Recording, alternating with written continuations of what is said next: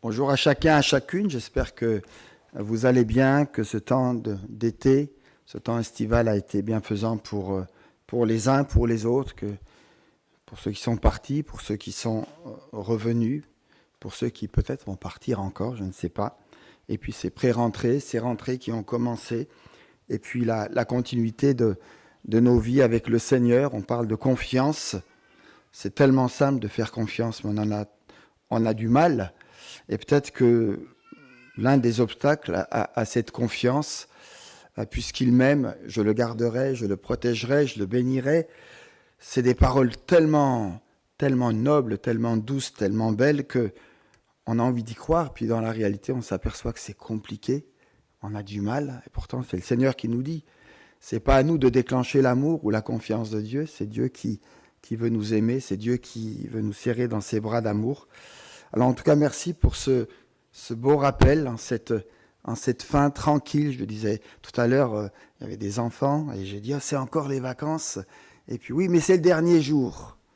Ça dépend comment on place les jours et qu'est-ce que les vacances.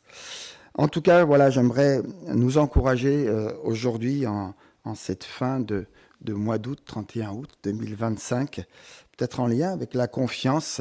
Si nous pouvions faire plus amplement confiance au Seigneur, eh bien les choses seraient peut-être différentes et peut-être que le problème n'est pas que pour la confiance, ça pourrait être pour notre consécration, pour notre fidélité, pour nos engagements, pour notre temps de prière, de lecture avec le Seigneur, c'est peut-être de nous replonger dans l'amour de Dieu, Dieu qui nous aime.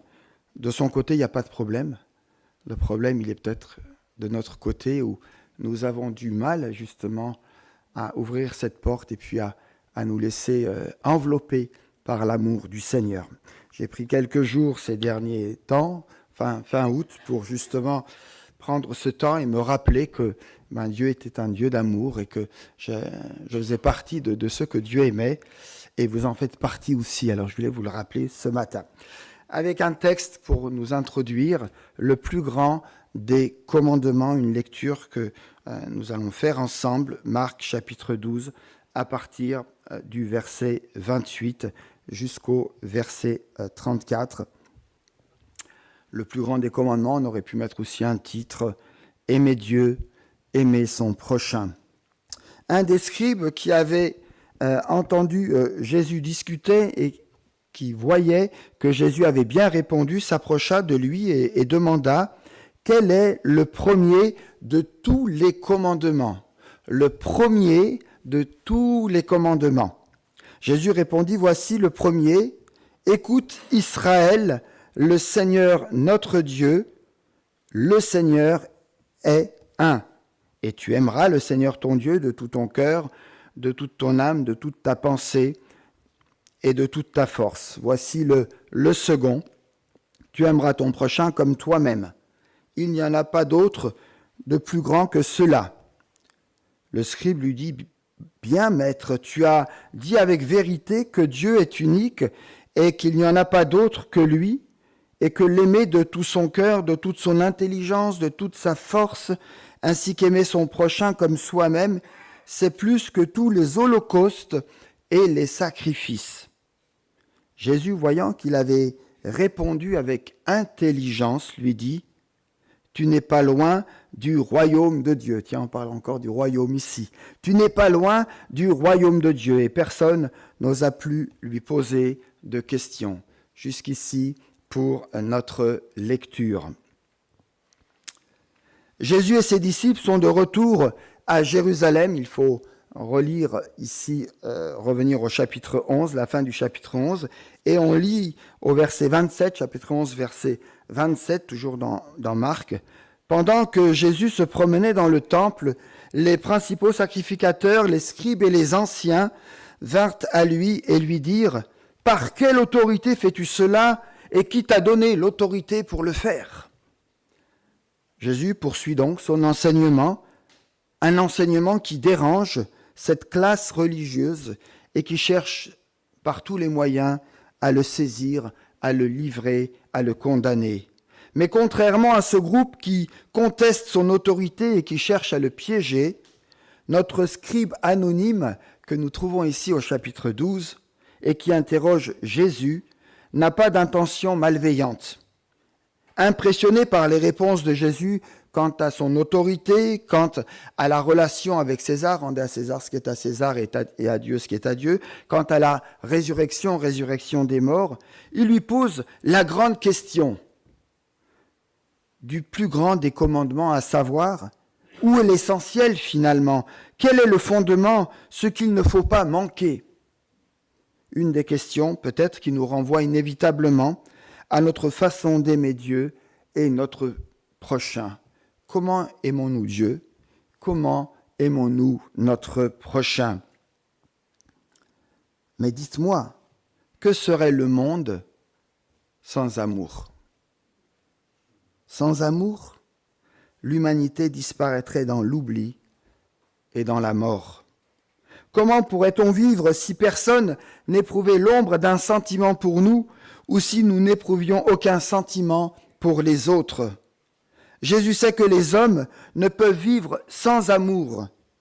Et donc, il va devant ce scribe qui l'interroge, et qui le met quelque part à l'épreuve, il va saisir l'occasion pour rappeler l'un des enseignements importants.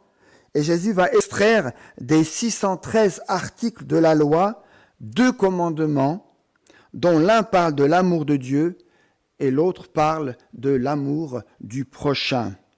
N'oublions pas que le savoir, la connaissance des pharisiens, des docteurs de la loi, c'était la connaissance de la loi de Dieu qu'ils tenaient comme étant la source de la vraie sagesse, la seule vraie science, la plus grande des connaissances. Dans la communauté juive, le scribe occupait une position respectée et exerçait un vrai leadership. Alors, à première vue, la question que pose ce scribe à Jésus est tout à fait légitime. Il est en droit de le faire et cette question est pertinente.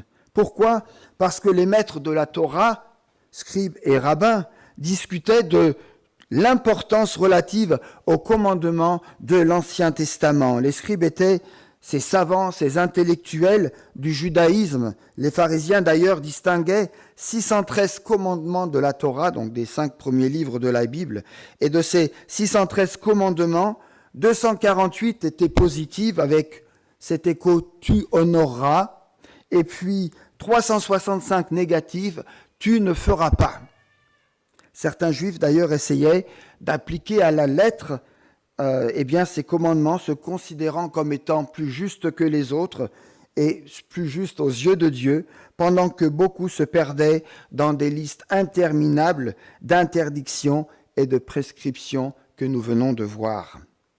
Jésus, dans sa première réponse, cite Deutéronome, chapitre 6, versets 4 à 5, qui correspond à la confession de foi d'Israël. Ce verset « Shema Israël » signifie « écoute ».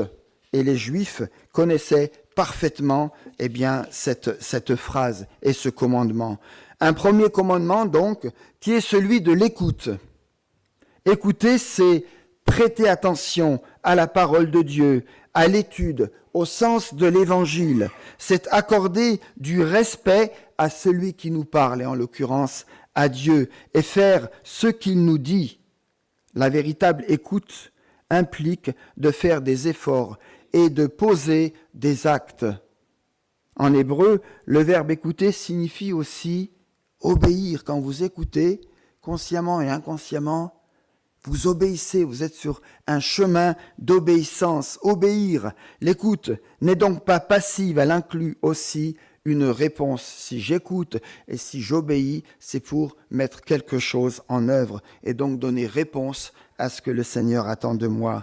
Alors qu'on demande à Jésus de proposer un seul commandement, Jésus, lui, en proposera 2. Il rattache au plus grand et au premier des commandements un second qui lui est semblable, celui de l'amour du prochain. Et je vous renvoie à Lévitique, chapitre 19, verset 18. Ce double commandement est la source d'où découle toute la loi et les prophètes. Jésus d'ailleurs ne rejette pas les autres commandements. Il ajoutera d'ailleurs expressément que de ces 2 commandements dépendent toute la loi et tous les prophètes, Matthieu 22, 40. Ainsi, Jésus se positionne clairement dans une pratique de l'amour sans réserve. Le rapprochement qu'il fait de l'amour de Dieu et de l'amour du prochain comme accomplissement de la loi n'est pas une théologie nouvelle qui sortirait de la bouche du Seigneur. Il est allé les prendre, il est allé les chercher à la source, dans 2 livres, au cœur même de l'Écriture, celui du livre du Lévitique que nous avons rappelé et celui du livre du Deutéronome. Il s'agit donc là d'une vérité qui habite toute la Bible depuis les origines. Jésus enseigne qu'on ne peut avoir l'un sans l'autre. Notre amour de Dieu motive alors notre amour du prochain. Notre amour du prochain va démontrer alors et va renforcer notre amour pour Dieu. Car il n'y a pas de véritable amour de Dieu qui ne soit déjà amour du prochain. L'amour de Dieu se révèle dans sa pleine réalité lorsqu'elle s'accomplit comme amour du prochain. Les 2 sont liés, on ne peut pas les séparer. Mais avant de parler de l'amour du prochain, de celui qui est différent de moi, mais qui est aussi quelque part semblable, je voudrais revenir sur cet amour de Dieu, celui qu'il attend de nous, celui qui nous vient de lui et que nous devons déverser à nos semblables. Soyons réalistes. N'avez-vous jamais entendu comme moi ces personnes qui ne comprennent pas, et on fait peut-être partie de ces personnes qui ne comprennent pas pourquoi Dieu, dans son amour, reste-t-il si absent devant les souffrances? Ça a été évoqué tout à l'heure dans l'une des prières. Absence devant les souffrances, les injustices et les drames de tout ordre dans notre monde d'aujourd'hui. Pourquoi Dieu laisse faire? Pourquoi Dieu semble parfois même provoquer des situations des plus incompréhensibles, des plus intolérables? Alors quand on éprouve un tel sentiment, on ne peut aimer sans réserve ce Dieu qui se dit être un Dieu d'amour, disent certains. D'autres encore, vont dire que devant toutes ces prières sans réponse, sans parler des catastrophes naturelles, où l'absence de Dieu se fait douloureusement sentir, il est difficile de croire, il est difficile d'aimer ce Dieu qui se dit être un Dieu d'amour. Que de questions lancinantes reviennent aussi dans notre propre pensée, et nous essayons bien sûr, ici ou là, de les écarter. Pourquoi ceux qui ont donné leur vie au Seigneur sont victimes d'injustice, de violence, de persécution, de famine, de maladie, et j'en passe? Pourquoi, Seigneur? Pourquoi? Devant toutes ces réserves évoquées par des personnes proches de notre entourage, ou peut-être par nous-mêmes, il nous faut comprendre que nous avons besoin d'être transformés au plus profond de nous-mêmes par le Seigneur. Se forcer à aimer Dieu par obéissance ou par intérêt n'est pas ce qu'enseigne la Bible. Un tel amour n'aurait pas une grande valeur puisqu'il ne serait pas le résultat, l'élan du cœur que Dieu attend de nous. Nous ne serions pas touchés par la grâce de Dieu, nous le ferions par obligation, par crainte, par devoir, par culpabilité, mais pas naturellement. Avouons-le, il ne nous est pas plus facile d'aimer les autres. Si chacun faisait un examen de conscience attentif de lui-même, il découvrirait bien vite que ceux auxquels il accorde son amour se réduisent finalement à un petit nombre. Le sentiment que nous éprouvons pour ceux que nous aimons vraiment est d'une toute autre nature que celui que nous réservons aux autres. Car l'amour ne se commande pas. On peut se contraindre à être aimable, on peut forcer sa nature en s'approchant des autres avec respect, on peut leur donner une partie de nos biens, on peut leur consacrer beaucoup de temps, mais tout cela, ce n'est pas vraiment de l'amour, c'est de l'altruisme, cette disposition à s'intéresser, à se dévouer aux autres. Chers amis, pour qu'une telle chose soit possible, il nous faudrait changer radicalement notre relation à Dieu, notre relation avec Dieu. Il faudrait la penser en d'autres termes que ce que peut-être nous avons vécu jusqu'à maintenant. et essayer peut-être de trouver ou de comprendre comment nous pouvons nous approcher de Dieu qui nous aime. C'est sur ce point qu'il nous faut certainement rejoindre l'enseignement du Seigneur Jésus, car il a essayé toute sa vie de nous apprendre à voir Dieu autrement que ce que la tradition peut-être nous a appris ou de ce que peut-être nous avons reçu dans notre enfance, dans notre éducation, avec de bonnes choses, mais pas que. Alors, comment aimer vraiment Dieu et par voie de conséquence, comment aimer notre prochain? Jésus part d'une approche que nous connaissons bien. Il considère avant tout Dieu comme un Père céleste, un Père qui nous aime, dont de nombreuses paraboles d'ailleurs nous en donnent l'exemple. Il est un Père tellement aimant que son comportement, s'il était comparé à celui d'un Père humain, pourrait être considéré comme étant un Père finalement laxiste. C'est ce que nous pourrions retenir dans une première lecture un peu à froid de la parabole que nous retrouvons des deux fils en Luc chapitre 15 par exemple. C'est ce Père admirable qui cherche son fils, qui vient vers lui, et quand il l'a trouvé et qu'il l'a réconforté, c'est à l'autre, à l'aîné, qu'il va consacrer ensuite le reste de tout son temps. Oui, ce Dieu à l'image duquel Jésus nous renvoie ne provoque personne, mais il attend patiemment que chacun d'entre nous soit prêt à entrer dans une vraie relation avec lui.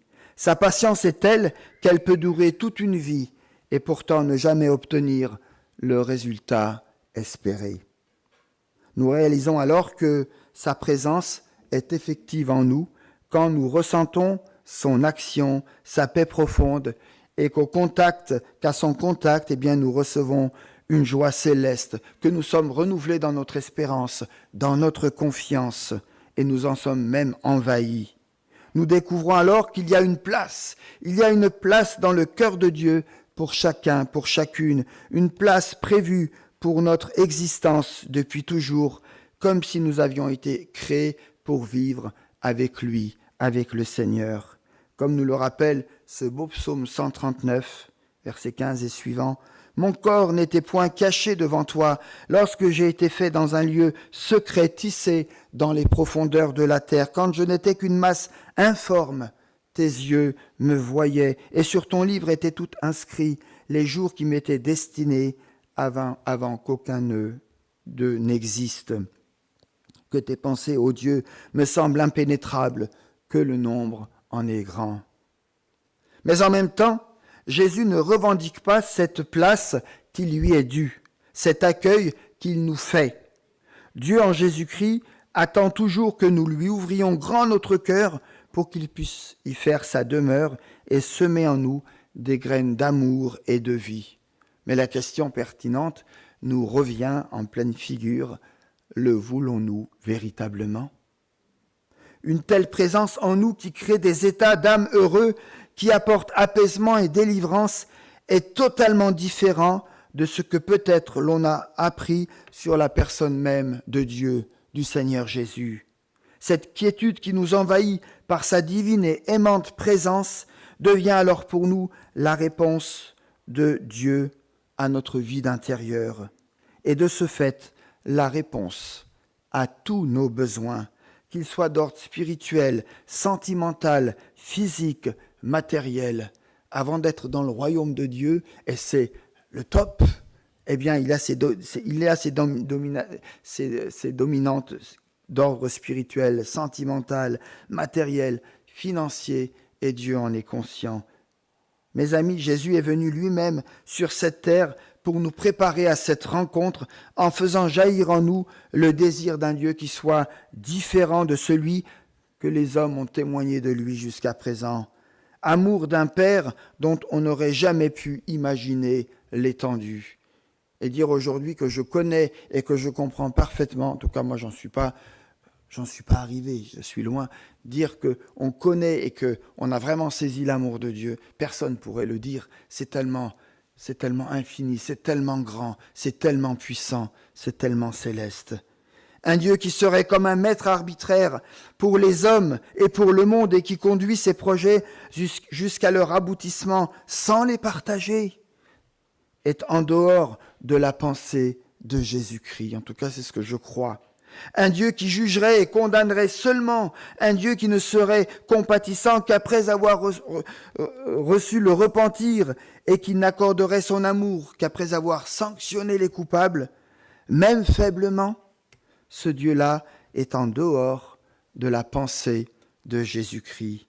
Chers amis, c'est en retenant ce que nous avons reçu de lui et partagé dans une vraie communion intime et vivante avec lui que notre regard chrétien prendra alors un autre visage et que nous pourrons nous mettre à l'aimer pleinement, vraiment, en totalité, comme lui nous a aimés le premier. Ainsi, l'amour que nous manifesterons à notre prochain deviendra alors le reflet de l'amour divin qui désormais nous habite. Ce ne sera plus du donnant-donnant. Dieu m'a donné, alors je donne. Dieu ne m'a pas donné, alors j'attends. Et quand il me donnera, je donnerai peut-être. Savoir que Dieu en Jésus-Christ nous a aimés le premier. Savoir qu'il s'est approché de nous. Savoir qu'il s'est fait notre ami. Savoir qu'il nous a pardonné de tous nos péchés et nous a adoptés comme ses filles et ses fils doivent et nous a déjà transformés, j'ose dire, radicalement. Et toute la Bible nous parle de ces nombreuses rencontres avec Dieu, de ces hommes, de ces femmes qui ont été changés radicalement. On pense à Abraham qui parlait face à face avec lui. Wow, mais ça c'était Abraham. On pense encore à Jacob qui lutta avec Dieu et qui est sorti, certes boiteux, mais vainqueur. On pense à Moïse qui va reconnaître quelque chose de la sainteté, de la seigneurie de Dieu devant ce buisson ardent. J'ose croire qu'une telle rencontre peut être aussi la nôtre, peut devenir aussi la nôtre. Vous allez me dire, mais comment ? Ça, c'était des patriarches, ça, c'était des grands bonhommes. Ça, ils ont été appelés par Dieu, ceux-là. Nous, on est le maillon faible, on est derrière les rideaux, on ne nous connaît pas. Mais Dieu vous connaît, mes amis. Alors là, rideau ou pas rideau, vous êtes vus, vous êtes connus. J'ose croire qu'une telle rencontre peut devenir la nôtre aussi. Elle peut se faire de 1000 façons, mais la plupart du temps, elle se fait dans l'intimité d'une vie personnelle, dans le face-à-face avec le Seigneur. Cela peut avoir plusieurs aspects, cela peut se faire dans le lieu secret de votre partage, de notre partage avec lui, dans le silence de notre chambre et même dans une cellule de prison, dans l'intimité de notre cœur, là où Dieu nous attend, là où Dieu nous entend, là où Dieu nous voit. Ça peut être dans une chambre aussi, ça peut être au moment de faire une balade, même dans votre voiture. Lentement, Dieu nous rejoint, il nous unit à son amour, il nous bouleverse en profondeur. Et quand cela nous arrive, quand cela nous touche, on a l'impression qu'on a vécu un miracle. Mais c'est ce qu'on devrait vivre tous les jours. Mais en même temps, si cette vie intime avec Dieu nous comble de bien-être, Jésus nous révèle que ça ne peut pas s'arrêter là. Et que l'amour avec Dieu perdra ou finira de perdre sa substance, sa vigueur, au risque même de s'éteindre définitivement si nous ne l'accompagnons pas d'actes concrets à l'égard des autres. Ce sont ces actes qui réjouissent Dieu et qui déversent son amour sur nous. C'est ce que Dieu nous rappelle dans le 2e commandement. Le prochain, tu aimeras Dieu de tout ton cœur et le prochain comme toi-même. Le prochain devient alors pour nous celui qui se réalise par nos gestes d'amour pour Dieu. Car dans chaque personne que nous rencontrons, même les plus détestables, se cache aussi le regard de Dieu. L'amour de Dieu qui veut les atteindre pour les toucher, les bouleverser dans leur vie, les délivrer et les guérir. Quand Jésus nous demande d'aimer notre prochain, il ne nous demande pas de faire un effort extraordinaire, compliqué ou particulier. Il nous invite simplement à exprimer par des actes à l'égard des autres les sentiments que Dieu a manifestés lui-même pour nous. Aussi simple que ça, mais dans la pratique, c'est plus compliqué. L'amour des autres devient naturellement alors la conséquence de l'amour que nous avons reçu et emmagasiné de Dieu et qui un jour nous a aussi transformés, bouleversés et a fait qu'aujourd'hui, vous et moi, nous sommes là dans sa présence. Alors si notre relation avec les autres n'est pas bonne ou se détériore, c'est peut-être, je dis bien c'est peut-être, parce que peut-être notre propre relation avec Dieu n'est plus au rendez-vous ou n'est plus au meilleur de sa forme. Mes amis, il est vraiment important de maintenir, dans notre façon d'aimer, l'amour que nous avons reçu envers Dieu. Jésus le rappelle en disant « C'est le premier et le plus grand des commandements » parce qu'il est la motivation principale finalement de tous les autres, de tout le reste. Une personne centrée sur Dieu est consciente de l'amour immérité qu'elle reçoit de Dieu. Une personne centrée sur Dieu est consciente que l'altruisme est une qualité qui ne remplacera jamais l'amour de Dieu. Une personne centrée sur Dieu n'a plus besoin de milliers de lois pour exprimer son amour envers les autres. Alors qui est mon prochain ? Sans nul doute, toutes les personnes que nous rencontrons, que nous rencontrerons au bord des chemins de notre vie, blessés dans leur humanité. Nous en connaissons tous, tout près de nous. Comment ne pas évoquer alors ici le récit en survol de la parabole du bon samaritain que Jésus racontera à un autre docteur de la loi qui, pour se justifier, lui posera cette question « Maître, au fait, qui est mon prochain ?» Luc chapitre 10. Certains sont passés à côté de l'homme blessé sans s'arrêter, comme ce prêtre ou ce lévite qui applique à la lettre une loi vidée de son sens. Il y a la loi, mais je ne l'applique pas, vidée de son sens, vidée de son humanité, plus aucune chaleur, plus aucune compassion n'y circule. Aujourd'hui, il en va de même dans nos espaces géographiques, comme dans nos espaces virtuels. L'indifférence, la sourde oreille, l'égoïsme et toutes les autres raisons que plusieurs invoquent pour ne pas réagir, pour ne plus agir. Le bon samaritain, lui pourtant non juif, étranger et de surcroît en voyage, prend le temps de s'arrêter et de s'approcher de cet homme, de se pencher sur lui, de s'intéresser à son sort pitoyable. Il se laisse émouvoir, gagné par la souffrance de celui il ressent quelque part, lui aussi, la souffrance d'un frère ou d'un futur frère dans la foi. Il ne ferme pas la porte de son cœur, il se laisse toucher à la vue de l'intolérable. Il partage son humanité avec celui qui a besoin d'une telle reconnaissance. Il lui fait don de ce qu'il a de meilleur, de ce qui est le plus noble en lui, son temps, ses soins, son affection, son cœur. Cet homme si bon chargera le malheureux sur sa propre monture, il ne craint pas de l'aimer comme lui-même et de le traiter en conséquence. C'est lui aussi qui va le soigner, qui va payer les frais qui assureront sa vie pour qu'il soit protégé.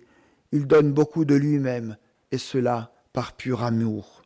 En prenant soin de s'assurer que son prochain était hors de danger et sur le chemin de la guérison, ce Samaritain poursuivra son chemin. Et j'aime ce petit bout de phrase. Il poursuit son chemin. La vie ne s'arrête pas. Sa propre quête doit se continuer et il va déléguer la tâche à d'autres. Nous sommes appelés aussi à faire un bout de chemin avec certaines personnes et ensuite à les déléguer entre guillemets à l'autre pour continuer notre propre route, notre propre saison de vie, je le dis souvent mais j'y crois, avec le Seigneur. Passer outre et arriver dans l'éternité en disant, mon frère, ma sœur, voilà la saison de vie que j'avais pour toi. Et puis nous, on est là en disant, mince, j'ai tout loupé. Ça sera triste. Dieu a des choses bonnes pour maintenant. En prenant soin, voilà, de s'assurer que son prochain était hors de danger. Et en disant cela, par la suite, il continue son chemin. Je dis cela pour dire que nous ne devons en aucun cas assujettir. Et parfois, c'est arrivé. Moi, j'ai vécu ça d'une certaine manière dans une structure où, après coup, je me suis aperçu que finalement, on rendait service au départ, puis après, on les assistait et on ne les aidait pas à prendre le dessus avec une volonté de le faire. En aucun cas, en tout cas, assujettir ceux auxquels nous venons en aide en les étouffant par notre sollicitude qui pourrait être excessive. L'aide est bonne, mais elle doit aussi conditionner un comportement où la personne va, à un moment de son cheminement, montrer qu'elle est aussi volontaire, qu'elle veut s'en sortir. Pour dire les choses plus simplement, attention, en aidant les uns les autres, de ne pas faire des assistés. Vous ne les aidez pas, vous les avancez encore plus à être dépendants. Une fois remis sur pied, ceux qui sont guéris peuvent alors reprendre leur chemin et continuer leur vie d'une manière peut-être plus autonome, debout et libre, parce que nous les avons aidés, nous les avons aimés, nous les avons accompagnés, parce qu'ils ont été changés et parce qu'ils ont reçu quelque chose de notre part, l'amour qui nous vient de Dieu, l'amour de Dieu qui est répandu dans nos cœurs par le Saint-Esprit. Alors certes, ces 2 premiers commandements sont une montagne infranchissable pour les hommes et les femmes que nous sommes.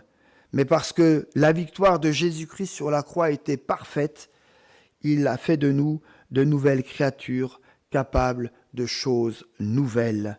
Il nous a donné sa parole et son esprit pour nourrir notre cœur, notre âme et nos pensées. Il a insufflé en nous une nouvelle raison de vivre et de nous réjouir. Il a ouvert le chemin de l'espérance et de la victoire parce que nous avons été pardonnés et rachetés. Il nous a rendus capables d'aimer Dieu et donc capables d'aimer notre prochain. Et ça commence dans la vie du couple, ça commence dans la famille, ça commence dans l'Église. C'est pourquoi il nous envoie comme des témoins de sa résurrection en nous équipant de dons spirituels. Et Dieu a donné à son Église des dons. Vous avez des dons, il faut les mettre en pratique. En nous équipant de dons spirituels et en nous incorporant dans son Église qui est la colonne et l'appui de la vérité. 1 Timothée 3,15. Mes amis, comme Jésus nous l'a enseigné par ses actes, il y a au-delà du péché, du mal, de la souffrance, de la solitude, de l'abandon, une issue de sortie de secours, de renouveau et de transformation où Jésus nous rejoint pour nous relever par son amour. Oui, il est toujours possible de dépasser nos limites, nos faiblesses et de faire un pas de plus en direction du Christ qui nous délivre et qui nous relève. Car la croix est et restera la preuve de son grand amour puissant et libérateur pour chacun. Aimez-vous les uns les autres comme je vous ai aimé. À ceux-ci tous connaîtront que vous êtes mes disciples si vous avez de l'amour les uns pour les autres. C'est ce que Jésus nous demande et c'est ce que nous voulons apprendre à vivre ensemble. De cet amour vrai, durable, de cet amour actif et sans limite, de cet amour divin qui est le lien de la perfection. Que Dieu, par son esprit, nous y aide. Aimons-nous alors les uns les autres de tout notre être, car de là découlera certainement et sûrement notre amour pour le prochain, notre amour du prochain. Et peut-être que le prochain n'est pas loin, peut-être qu'il est même dans cette salle, peut-être même qu'il est assis à côté de toi. Que Dieu nous bénisse en Jésus-Christ. Amen. Voilà, je vous propose encore.